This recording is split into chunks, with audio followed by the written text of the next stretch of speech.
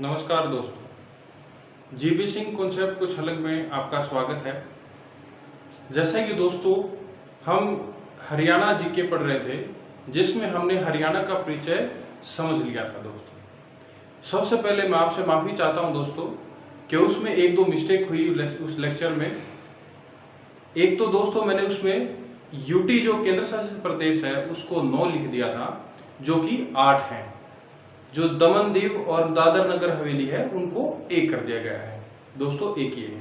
और काफ़ी बच्चों को एक डाउट है, मैं वो क्लियर कर देता हूं दोस्तों कि मैंने जो उसमें जनसंख्या का जो बताया है कि भाई उसका कौन सा स्थान है हरियाणा का भारत में, तो वो दोस्तों 2011 की जनगणना के अनुसार बताया है मैंने। क्योंकि दोस्तों आप जानते हैं कि जो भारत में जनगणना होती है, सेंसस होती है, वो 10 साल में एक बार होती है।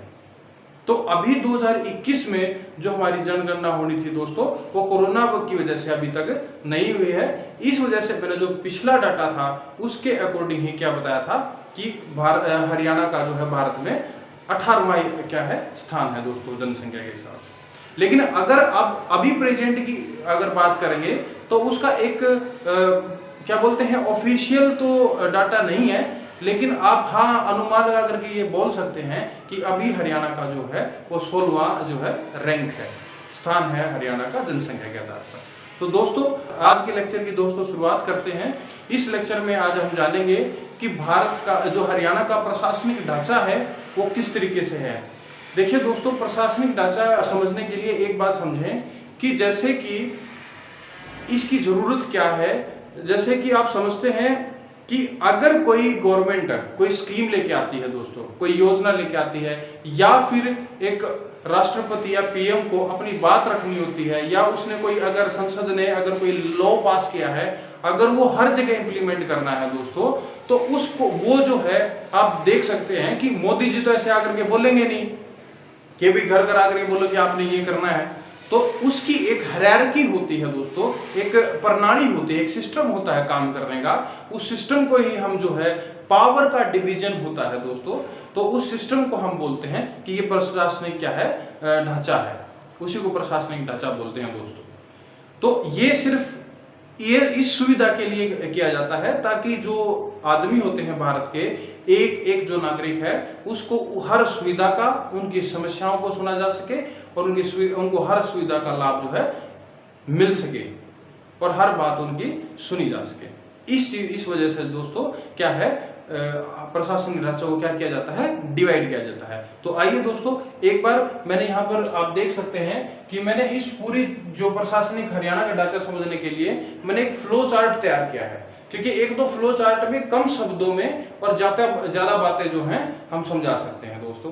तो एक बात देखिए, अभी जो है जो हमारी भारत सरकार है, जो सेंट्रल गवर्नमेंट है और एक हमारी स्टेट गवर्नमेंट होती है दोस्तों। तो लेकिन जो सेंटर में जो लॉ तैयार करती है, जो हमारे संसद में जो लॉ तैयार होता है या कोई भी योजना बनाई जाती है, तो उस समय जो है गवर्नमेंट होती है जो भारत की, वो उस स्कीम को या उस सुविधा को क्या करती है दोस्तों, हर एक जो भारत के जो अलग अलग हिस्से हैं, चाहे वो राज्य हो या जिले हो, उनको पहुंचाती है।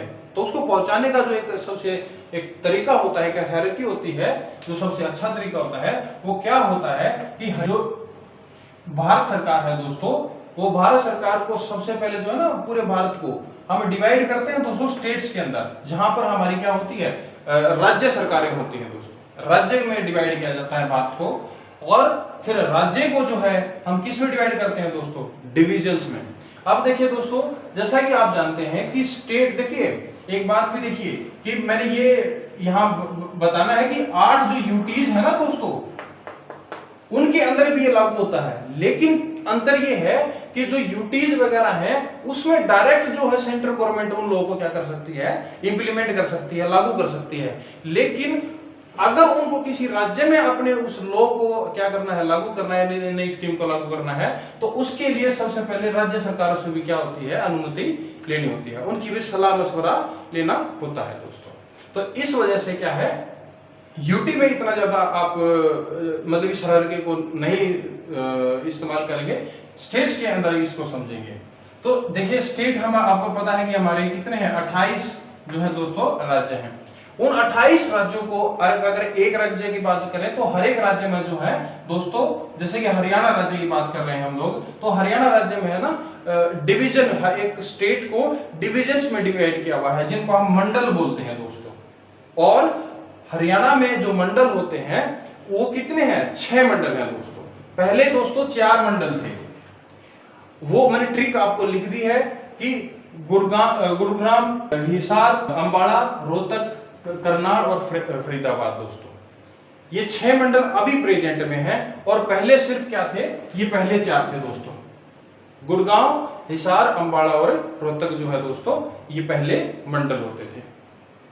इन मंडलों के अंदर फिर क्या है दोस्तों, डिस्ट्रिक्ट को डिवाइड किया हुआ है इन 6 मंडलों के अंदर। और जो हमारे डिस्ट्रिक्ट हैं, जिले हैं, जो हमारे डिविजन्स के अंदर आते हैं, या स्टेट की बात करूं तो उसमें क्या आते हैं, 22 जिले आते हैं दोस्तों। अब एक बात, ये मंडल के अंदर ये एक बात समझिए कि जो एक मंडल होता है, जो 6 मंडल होते हैं, उस हर एक 6 मंडल के अंदर जो पावर को लीड करता है, जो प्रशासन को चलाता है, जिसके अंडर ये क्या आते हैं, 22 जिले आते हैं दोस्तों, उसका जो है एक कमिश्नर होता है। जैसे कि एग्जांपल से मैं बताऊं तो अभी जो है हमारे रोहतक मंडल जो है दोस्तों, उस रोहतक मंडल की जो है अभी प्रशासनिक जो आयुक्त है, जो मंडल आयुक्त है दोस्तों, वो श्रीमती अनीता आईएएस है दोस्तों। ठीक है, तो एक बात समझिए कि जो डिवीजन होता है उसको चलाने के लिए, उस प्रशासन में एग्जीक्यूट करने के लिए, तो उसको जो संभालने का कार्य करता है वो एक आईएएस ऑफिसर होता है दोस्तों। इसमें अंतर ये है कि डिस्ट्रिक्ट में भी आईएएस ऑफिसर होते हैं, जैसे कि डिप्टी कमिश्नर होता है, या डिस्ट्रिक्ट मजिस्ट्रेट होता है, या फिर डिस्ट्रिक्ट कलेक्टर होता है। तो दोस्तों ये भी क्या होते हैं, उसके सबसे ऊंचा पद जो होता है एक प्रशासनिक सेवा में जिले के अंदर, वो क्या होता है, जो या हम डिस्ट्रिक्ट कमिश्नर बोल लीजिए, या फिर डिस्ट्रिक्ट कलेक्टर, या फिर डीएम जिसको बोलते हैं, या कोई भी आईएएस अधिकारी, इंडियन एडमिनिस्ट्रेटिव सर्विसेज का एक अधिकारी जो होता है वो जिले में नियुक्त किया जाता है दोस्तों। और जो ये कमिश्नर होता है, ये सारे के सारे जो हर जिले के जो डीसी वगैरह होते हैं या डीएम वगैरह होते हैं, वो इसी के अंडर काम करते हैं दोस्तों। ये एक डिवीजन का क्या होता है, एक डिवीजन के जहां पर काफी जिले क्या है मिले हुए हैं, या एक समूह है जो मंडल है जो जिलों का, उसके अंदर ये एग्जीक्यूट करता है और इनके ऊपर ध्यान रखता है कि एक जिले के अंदर क्या है, जो प्रशासनिक कार्रवाई है वो अच्छे तरीके से हो रही है कि नहीं हो रही है।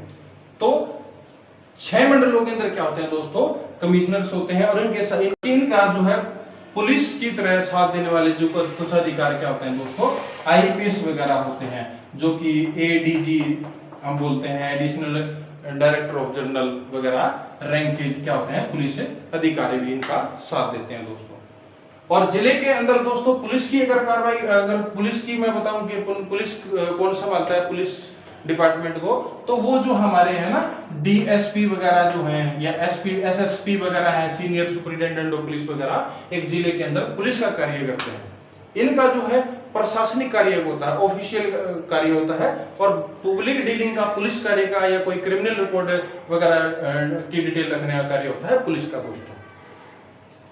डिस्ट्रिक्ट का मैंने आप बता दें कि ये इसके अंदर अधिकारी होते हैं, और डिस्ट्रिक्ट को फिर फर्दर, ताकि हर आदमी तक एक अच्छे तरीके से पहुंचा जा सके, फिर जो है डिस्ट्रिक्ट को किस में डिवाइड किया जाता है दोस्तों, तहसील्स में।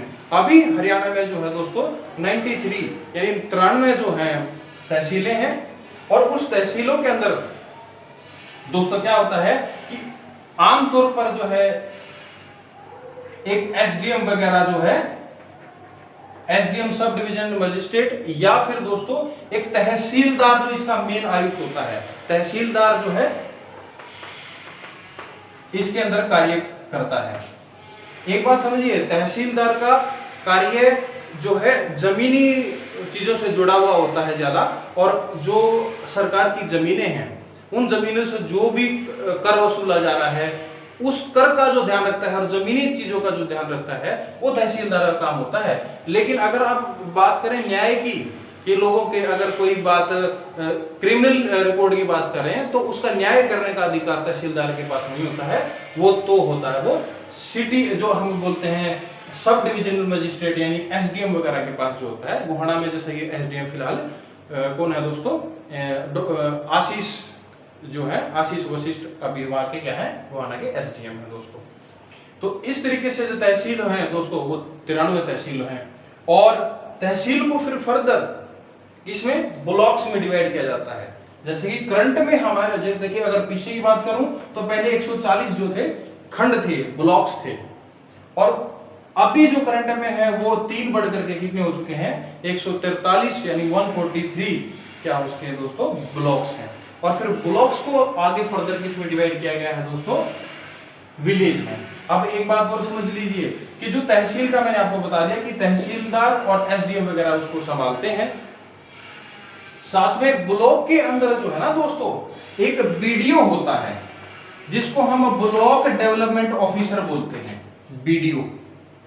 तो वो बीडीओ जो है, अब ब्लॉक्स के अंदर होने वाली जो भी गवर्नमेंट कर वसूलने की बात होंगी या फिर वहां से जुड़ी समस्याएं होंगी जो, तो वो जो पंचायतों वगैरह होते हैं वो इकट्ठा करके अपनी समस्याएं लेके जाएंगे अगर, और हर पंचायत कैसा काम कर रही है इसका ध्यान रखने के लिए उनके ऊपर क्या होता है दोस्तों, एक बीडीओ बनाया जाता है, ब्लॉक डेवलपमेंट ऑफिसर।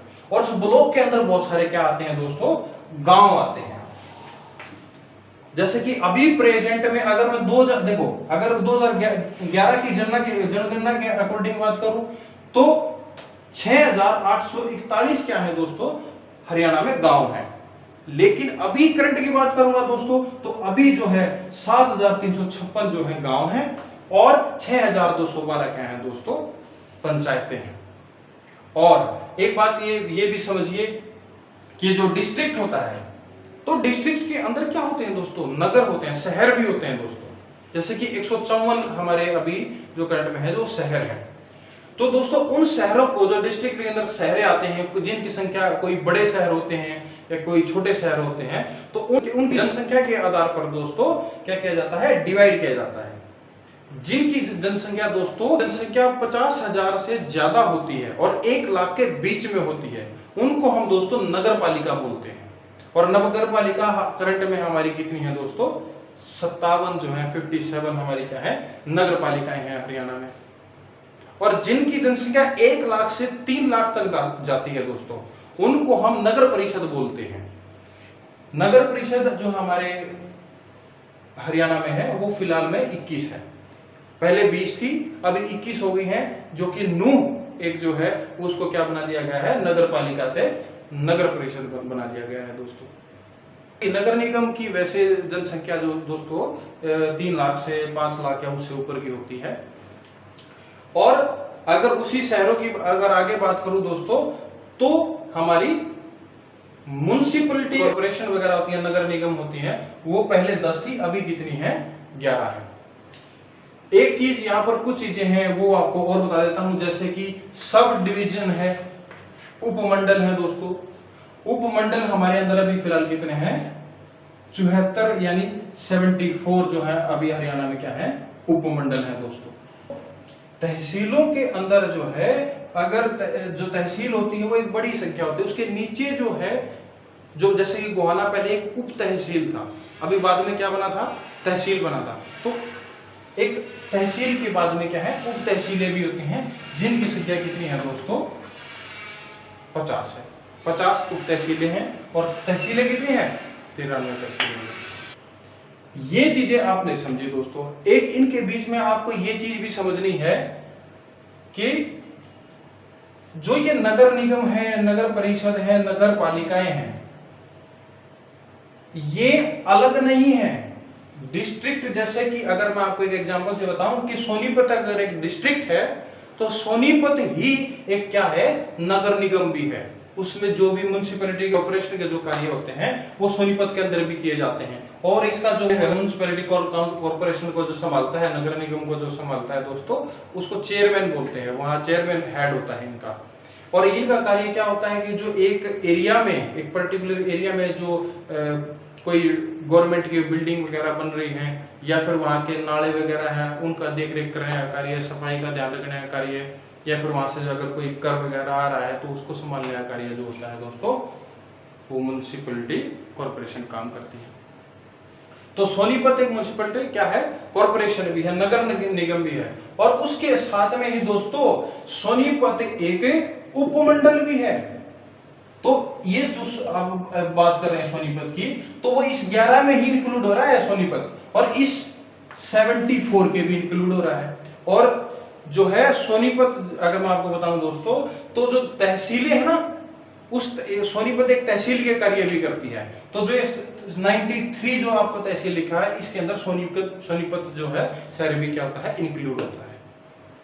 तो एक बात इसको समझिएगा कि जो यहाँ पर ये अलग अलग ही संख्या लिखी हुई है, इनके अंदर एक ही शहर को भी इंक्लूड किया गया है काफी संख्याओं में। तो आपने ये समझा कि फिर जो विलेज होते हैं दोस्तों, उस विलेज को भी, और जो ये नगर निगम, नगर परिषद या नगर पालिकाएं जो होती हैं, शहर, बड़े शहर जो होते हैं, उनके अंदर भी और इन नगर निगमों, नगर परिषदों और नगर पालिकाओं को भी एग्जीक्यूट करने के लिए, उनको अच्छे तरीके से देखभाल करने के लिए दोस्तों किस में डिवाइड किया जाता है, वार्ड्स में डिवाइड किया जाता है। डिवाइड गांव में भी क्या किए जाते हैं, वार्ड्स में डिवाइड किए जाते हैं। और हर गांव में, जैसे कि एक गांव का मुखिया कौन होता है दोस्तों, सरपंच होता है। तो गांव के अंदर जो वार्ड डिवाइड किए गए हैं, उन वार्ड के अंदर से कौन बनते हैं, पंच बनते हैं दोस्तों।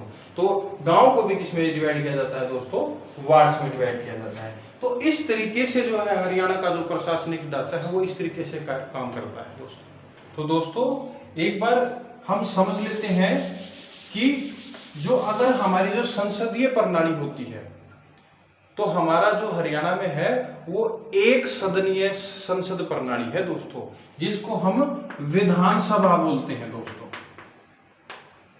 विधानसभा। और हमारे जो हरियाणा में है दोस्तों 90 जो है 90 जो है विधानसभा की सीटें हैं, जिन पे एमएलए वगैरह जो है वो खड़े होते हैं। और लोकसभा की जो सीटें हैं दोस्तों वो 10 हैं, और राज्यसभा की हमारी 5 जो है सीटें हैं। जो हमारे एमएलए वगैरह होते हैं दोस्तों, ये चंडीगढ़ में जाकर के बैठते हैं, और हमारे राज्य का जो प्रतिनिधि, जो दिल्ली में जो हमारे प्रतिनिधि बन के जाते हैं, वो हमारे कौन होते हैं दोस्तों, लोकसभा और राज्यसभा वाले सदस्य होते हैं। तो दोस्तों आपने इस तरीके से समझा कि हरियाणा का किस तरीके से प्रशासनिक जो ढांचा है वो किस तरीके से होता है, कौन कैसे क्या काम करता है। अगर आपको किसी भी पॉइंट में, अगर किसी संख्या में अगर कोई कमी नजर आती है, या ज़्यादा लग रहे हैं या कम लग रहे हैं, तो उसको कमेंट बॉक्स में ज़रूर लिखें दोस्तों, क्योंकि दोस्तों जब गलती तभी सुधारी जाती है अगर कोई इसको बताता है। तो जैसे कि किसी लड़के ने कमेंट में मेरे को बताया था, तो मैं उसका धन्यवाद करता हूँ, और जिन्होंने मुझे बताया कि ये कमी है, और उसको मैंने फिर सुधार लिया दोस्तों। तो दोस्तों आप सभी का धन्यवाद इस वीडियो को देखने के लिए, और अपना ख्याल रखें। नमस्कार दोस्तों।